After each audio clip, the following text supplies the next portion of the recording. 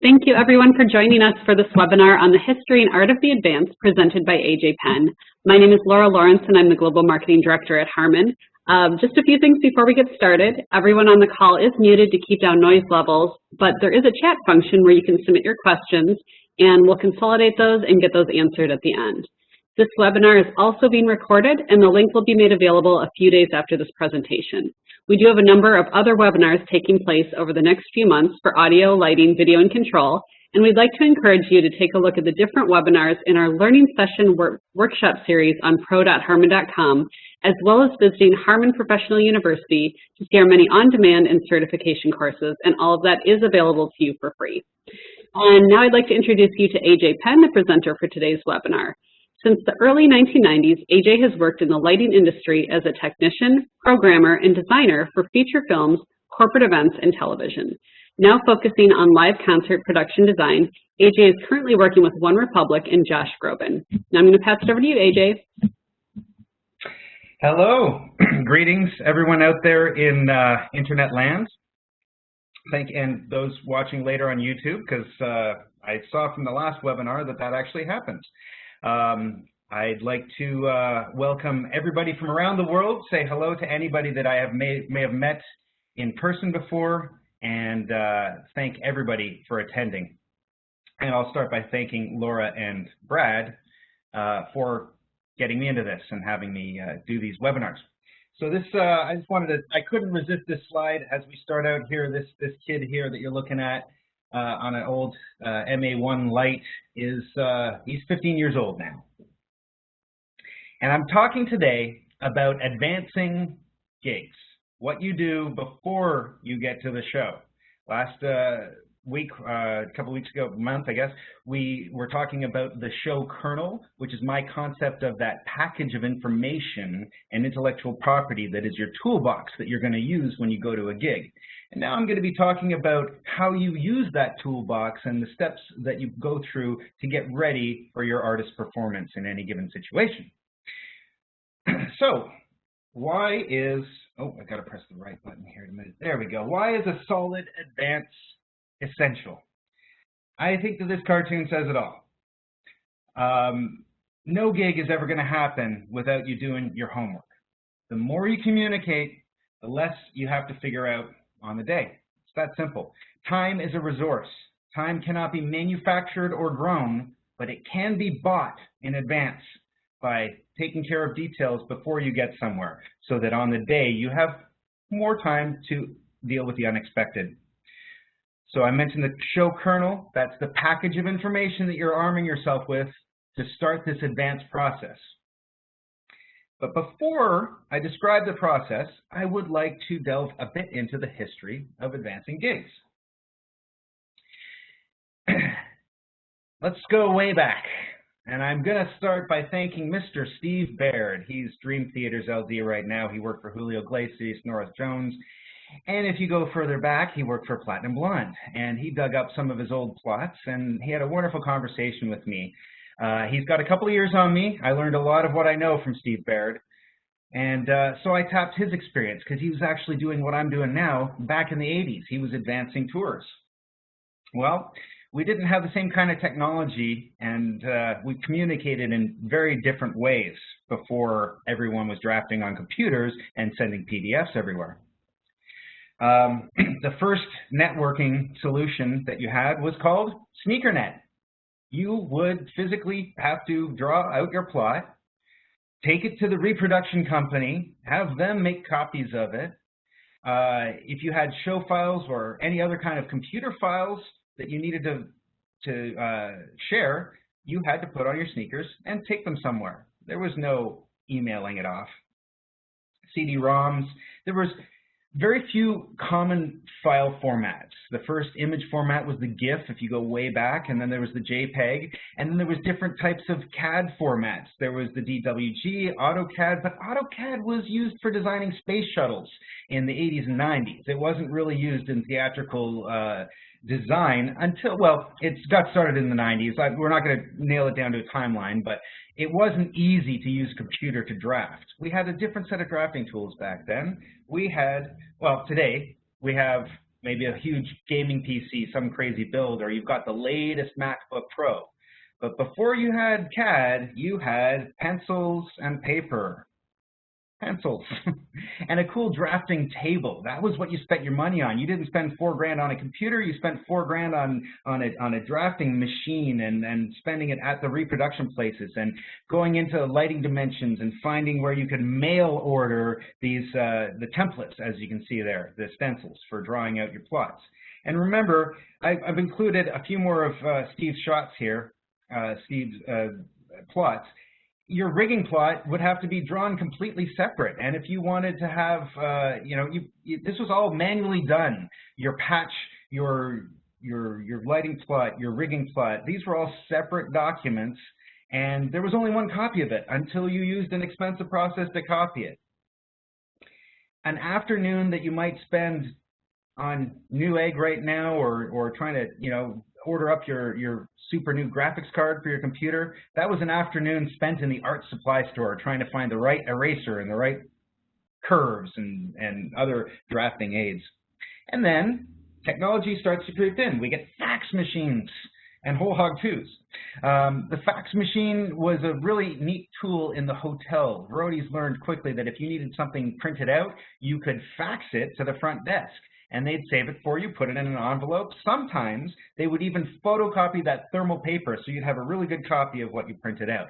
And if you wanted a large plot, most people know that most programs will have a way to split your plot up into several 11.5 or 8.5 by 11 or A4 size pages to make one large plot. And you could do that through a fax machine. That was one way to communicate with a remote gig. Early cloning was tedious, and I'll just jump back into 2001. I was on tour with Marilyn Manson. We were on an Ozfest tour. And outside of Ozfest, it was scheduled so there was 4 and 5 days off in the middle of the week. So if you drove far enough away from the exclusion zone, there was a big deal to do with how far you had to be from Ozfest to do a show. We were advancing smaller clubs and interesting one-off gigs or festivals. To clone your show on a Hog 2 was a very tedious process. There was a cloning function, but it basically just copied cue by cue. So you'd end up going through your entire show anyway to bring in someone else's new fixtures. And you might be taking your Hog 2 show and having to run it on a defeatured Jan's Hog 2000 or whatever we had. There was all these different models, and each one had limitations. So it wasn't as easy as just jumping on the MA2 and getting ready to rock. The kernel that I talk about, that show kernel, was up here. It wasn't so much a collection of files and documents as to more your own gameplay, and it was more played out at the gig. You've got a couple phone calls in, maybe a few faxes. Right around the corner, early 2000s, though, we had the PDF. We went from having modems and having to find the right CompuServe number to dial up to get internet access to having broadband. You could pay $10 and have free broadband at your hotels, and the venues started putting in faster internet. And people started relying on that. So we started to get broadband increase as well as the magic PDF. And the PDF was finally a file format where it was WYSIWYG, not in the sense of the very esteemed and awesome visualizer, but the concept of what you see is what you get. So finally, I knew that if I saw something on my screen and I could get that file emailed to someone and they were smart enough to download that file and open it up, it would look the same on their computer. So I could generate the document remotely. And this just opened up everything. So I'll wrap up this history of advancing because I'm going to move into how we do it now. Let's assume we've got to broadband and PDFs and file formats. But you got to remember that the history of lighting itself as an industry, it's an emerging industry. Machinists had a couple of centuries of pedigree and experience to go on as they started making airplanes and cars and stuff like that. We had machines before then. Even as a technologically dependent art form, cinema, film, had at least a 50-year jump on theatrical lighting. I included the shot of Buddy Holly there because that was the first time. I remember reading an article, maybe it was Lighting Dimensions, where they talked about the first use of theatrical lighting in concerts, where they would flash lights in time to the music. And Buddy Holly was kind of the first of that. They turn off all the lights in the gym. They call them sock hops for a reason. They take off their shoes because they were in the gym. And he'd they shone the follow spot around. So that was early stage lighting. And Buddy Holly's only 70 years ago. You know, it's not an industry with all this incredible pedigree. We've been making things up as we go along. We only started hanging PAs in the 70s above people's heads. So our industry is an emerging, as a nascent industry, which leads us to today's world where we have all kinds of different gigs and we have to advance them. What is the advance? Well, again, my show kernel is that package of information. The advance is, again, it's an approach. It includes communicating by email. It includes getting the right person on the phone.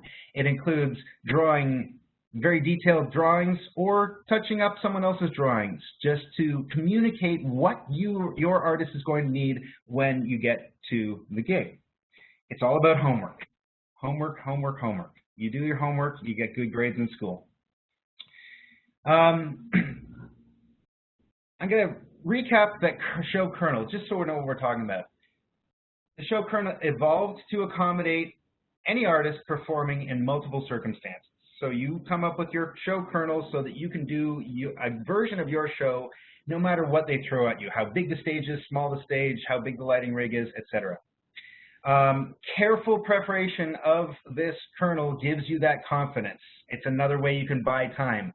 Think of putting together a good show kernel as the advance for the advance. So you can buy yourself that time I was talking about. You can buy it in 2 different stages of your design process and your tenure with any artist. You can look at the full video of the show kernel. It's up on YouTube. So if you're interested in the actual nuts and bolts of how that goes together and how I use it in the gig, that's the webinar to look at. So different gigs require different approaches. It's that simple. You really need to determine your artist's role in the overall show. Is this a feature for your artist? Is it a one-off gig where it's a ticketed event and it's just you guys? Or are you performing on someone else's stage for someone else's audience and you're just part of the entertainment? So understanding that role is key to giving them the right information and getting the right information back from your hosts. Let's talk about different types of advances.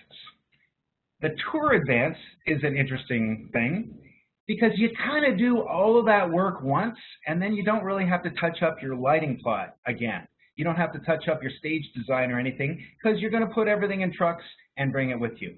So the advance for a tour is all part of that design process. It would encompass I would argue that it would encompass the rehearsals and all that programming. That's your advance.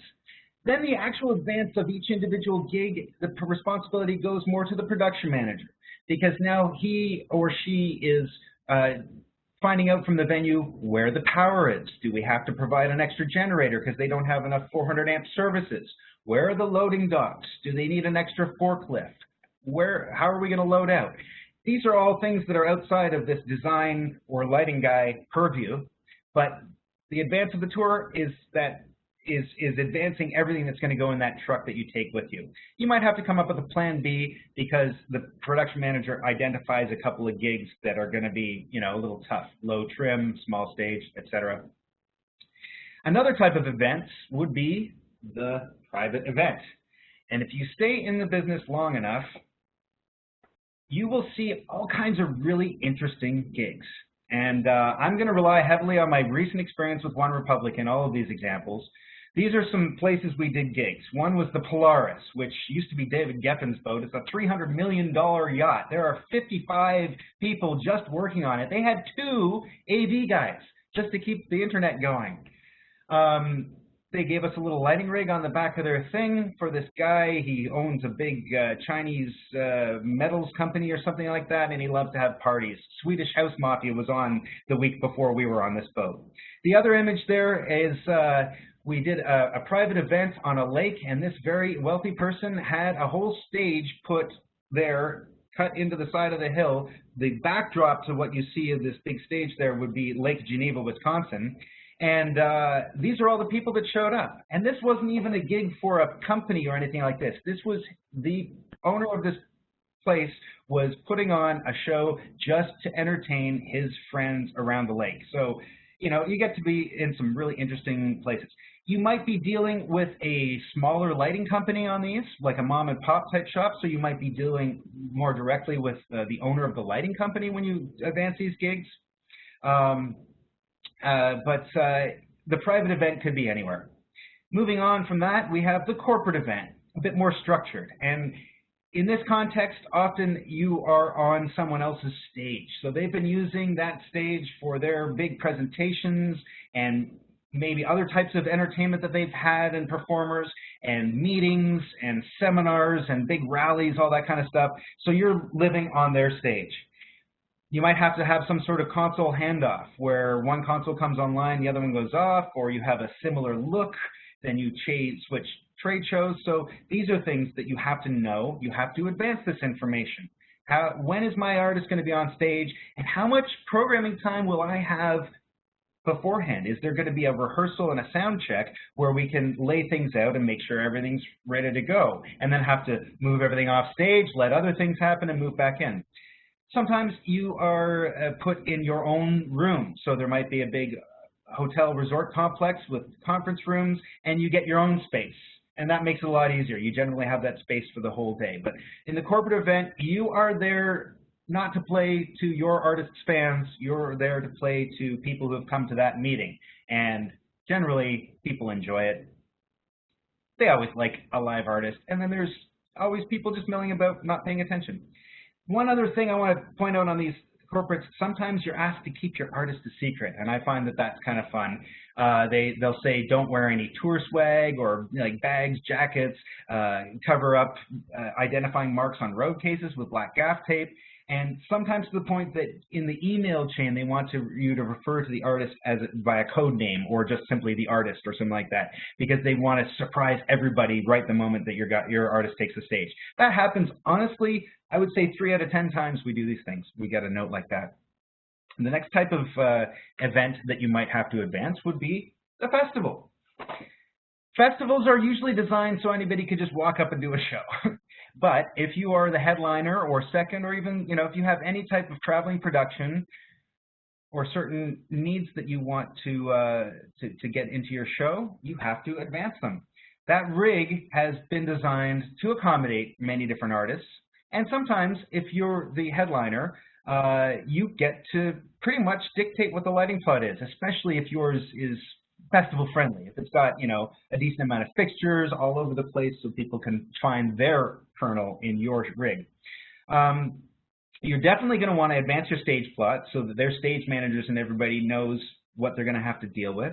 You may have to deal with rolling risers on and off and where they're going to be staged, where your backline guys are going to have to work. And sometimes as the keeper of drawings, you might get more involved in backline than you are in lighting on some of these gigs. A lot of festivals also have floor packages, which they'll have maybe on road cases or dollies, so you can reconfigure them and say, oh, I'd like 4 over there and 4 over there, and the last guy had all of them in the center or something like that. So as long as you are communicating before you get there, you've bought that time and you've figured out exactly what your artist is going to use out of their system on the day. And finally, the last type of gig that I want to discuss briefly is the television appearance.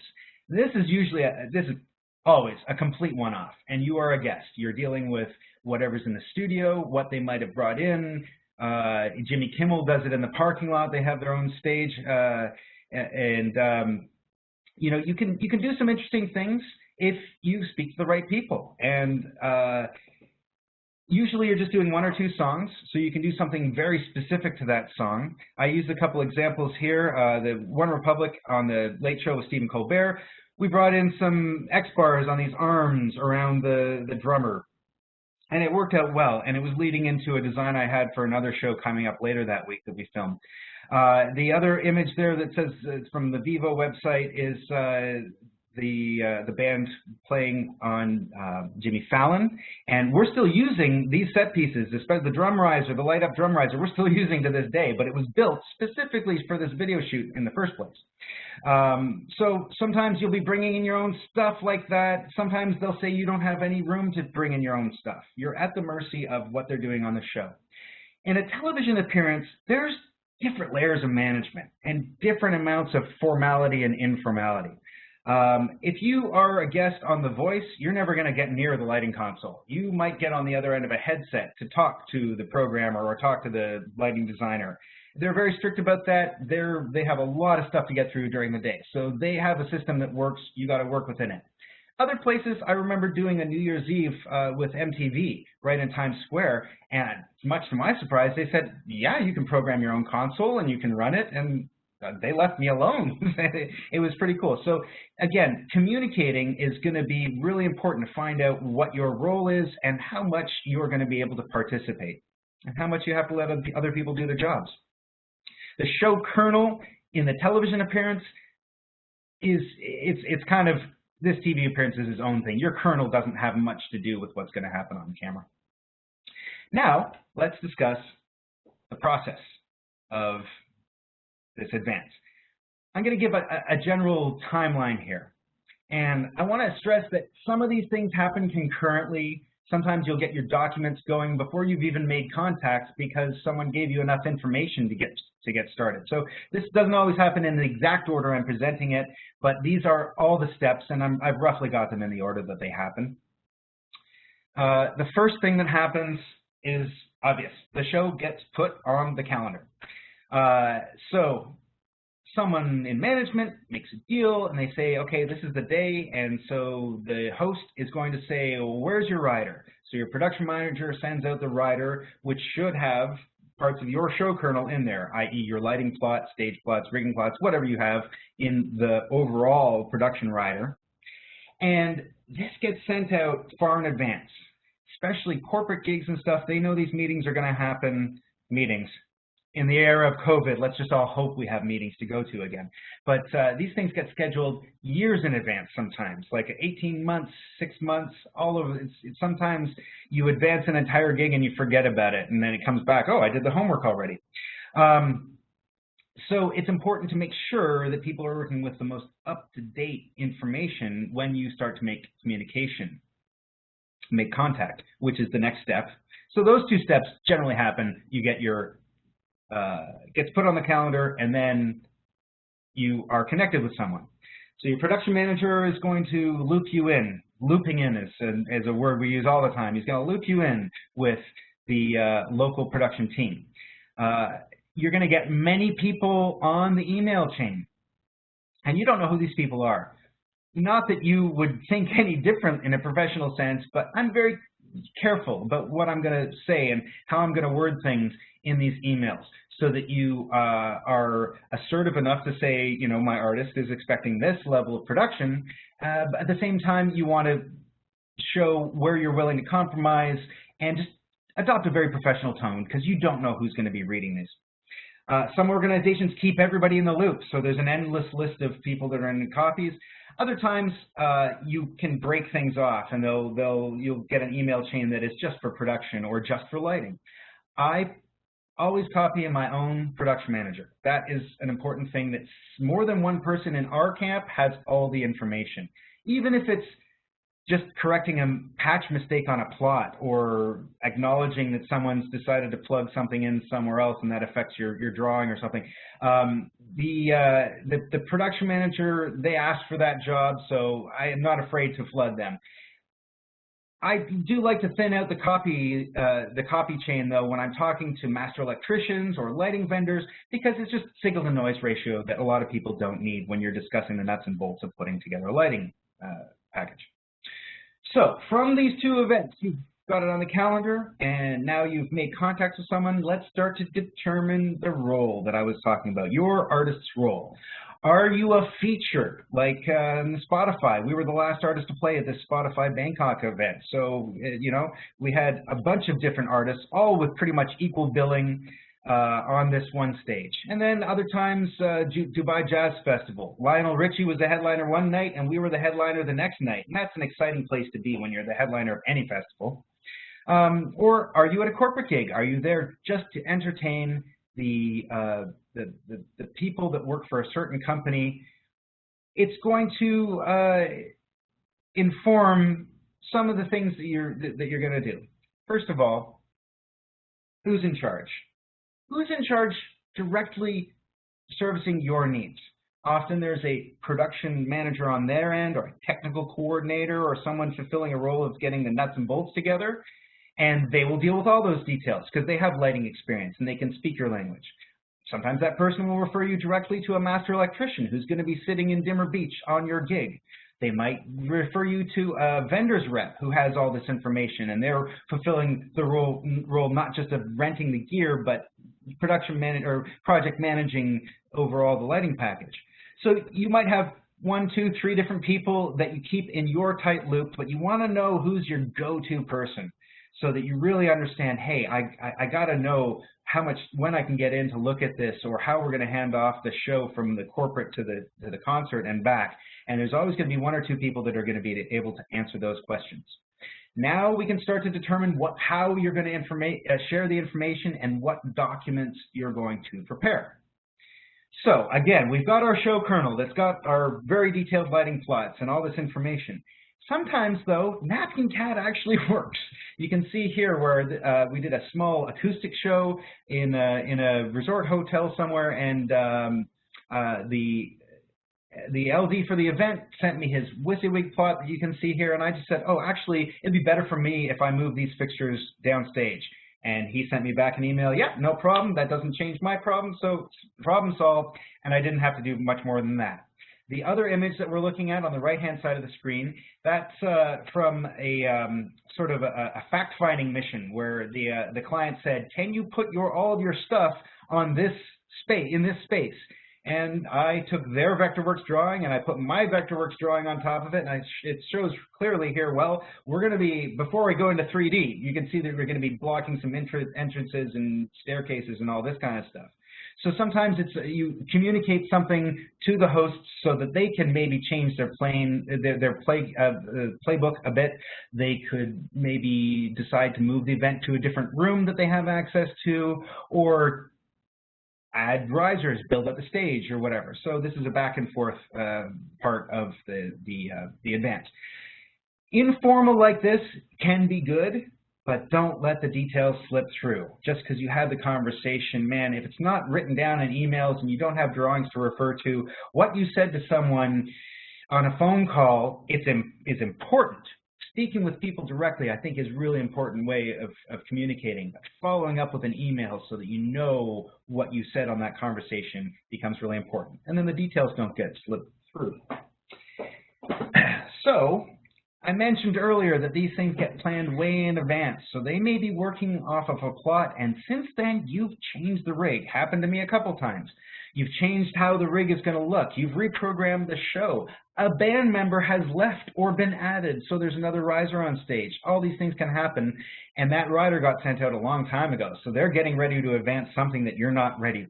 When you make that first contact and when you've established who you need to speak to, that's when you hit them with your latest information. Even if you think that they might already have it, you can say, look, this is the version of the drawing. It should say this in the top right corner, and now we're looking at the same information.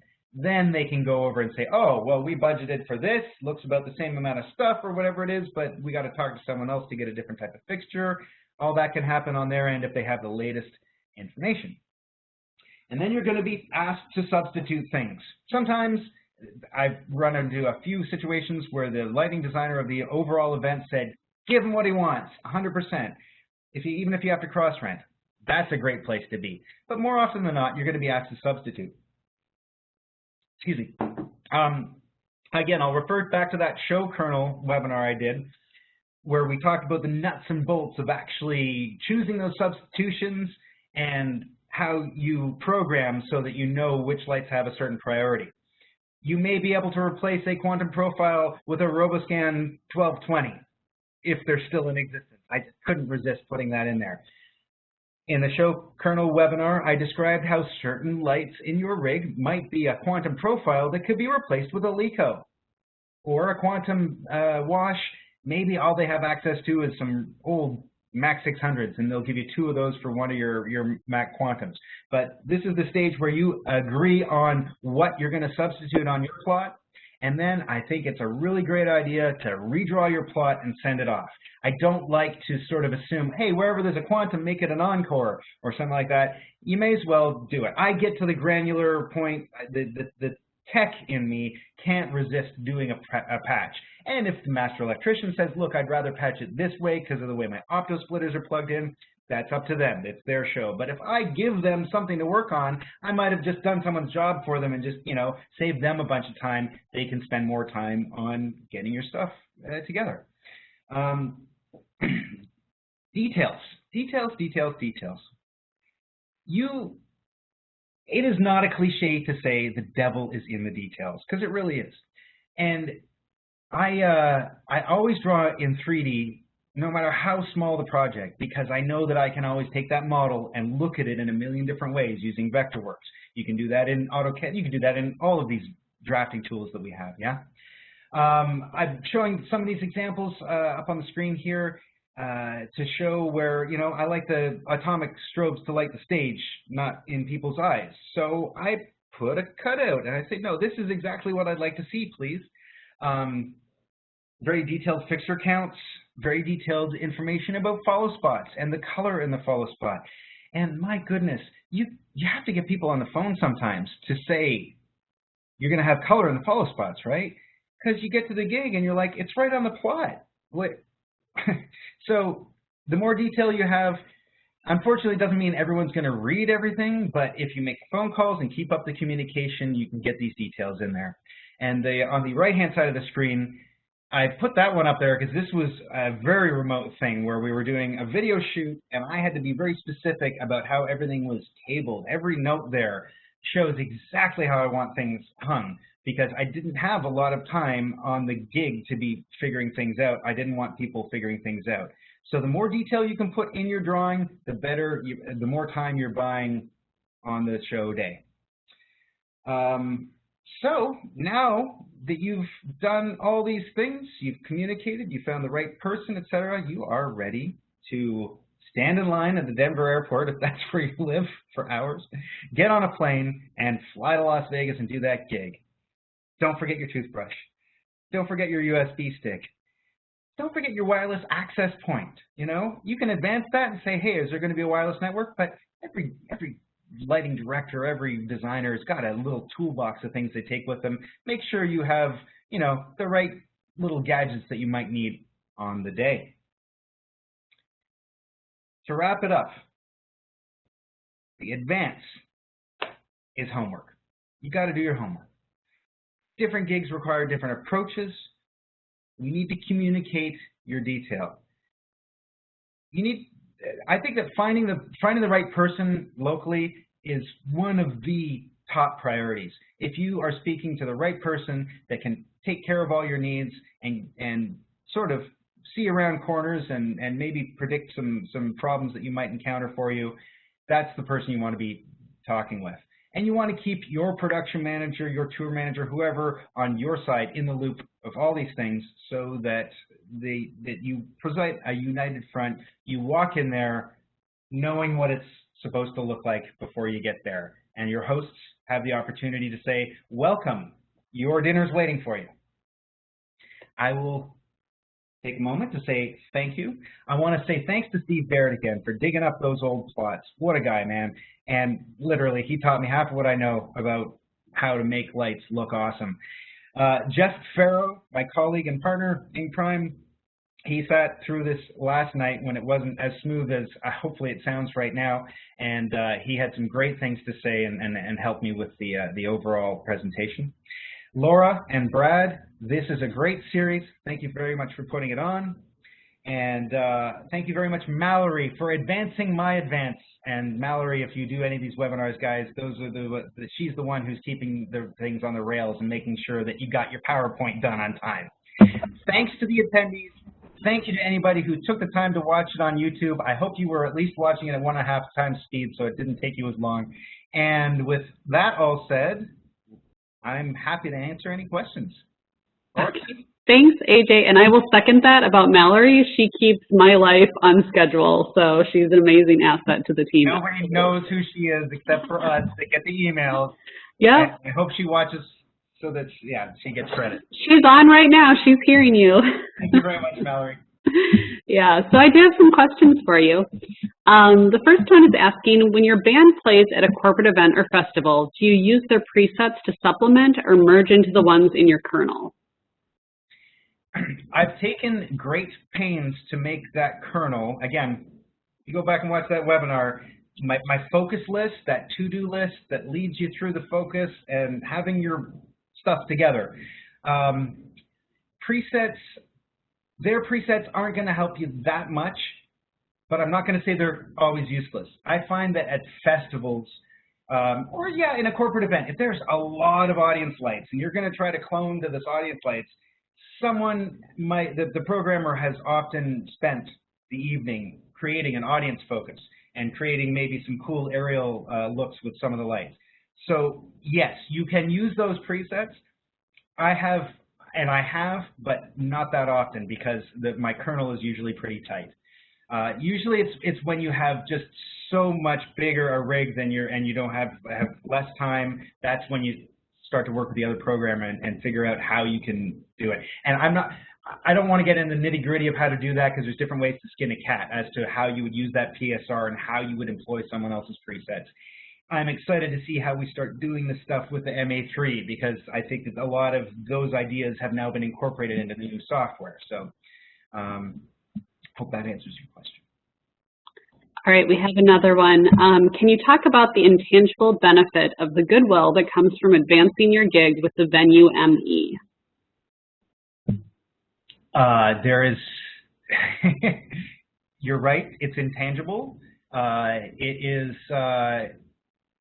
that's going to be the person that you're going to say, those two quantum powers lost, those two quantum watches in the corner have lost power again, or this, that, and the other thing. When you're in situ, you definitely want to have someone that you've made friends with be at the other end of the radio, maybe standing next to you at front of house or at the other end of the ClearComm listening. And different organizations have different levels of professionalism on that. Yeah,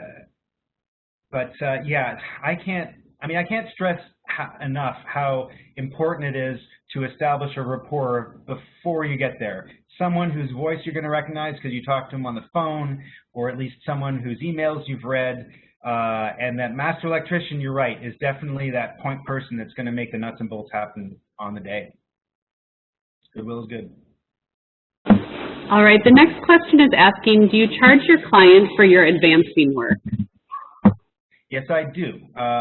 And again, by client, I would mean the client that I'm working for, not the client that the client is working for. So in my artist, like, we have a standard fee schedule for when I go out and what I'm paid per day on the road and all that stuff. And yes, I do a flat advance. Some advances are easier than others, just like any job. Sometimes you work 20 hours to get a few bucks, and sometimes you work a couple hours and get a lot of bucks.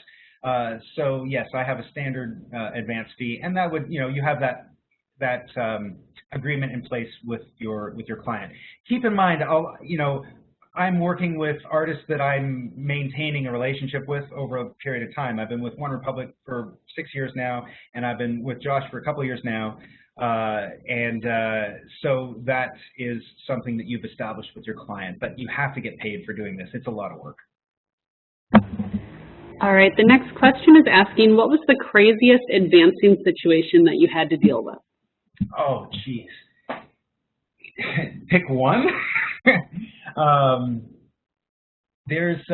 I'll say you get a vibe from people you're dancing with, and sometimes your production manager will get you on the phone and say, what have you heard from this production? Oh, I haven't heard much, and I've sent 3 emails and that kind of thing.